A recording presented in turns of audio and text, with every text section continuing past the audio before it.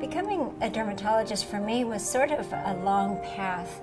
I thought I wanted to do oceanography, and then I got into medicine, and I loved every field.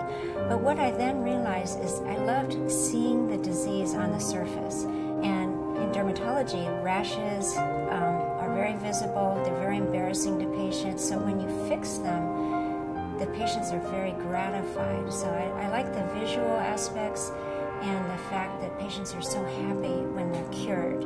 When I started in dermatology, this field of cosmetic dermatology was relatively small. There really wasn't anything but collagen and one laser. And now we've got 35 lasers, we've got many synthetic fillers, we have so much technology. I've published many different studies through the years, probably over 50 publications. I've been asked to write book chapters about my special interests in tumescent liposuction, filling, fat transfer.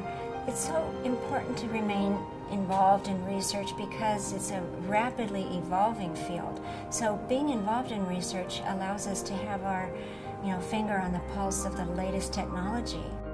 I've been a patient of Dr. Butterwick's for over 25 years now. I have a particular condition called rosacea, and it is remarkable the results. She did these treatments called IPL lasers or photofacials, and I was just thrilled. It just calms all the redness, stops the breakouts.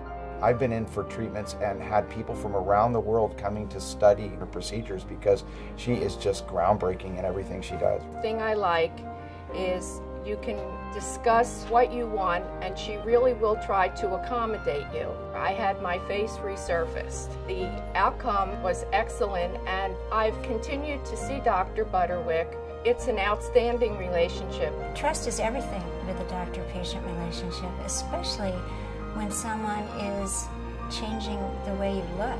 What gratifies me about treating a patient is just their smile, the fact that they'll tell their friends, and I guess it just makes me feel good to see how good they feel about themselves.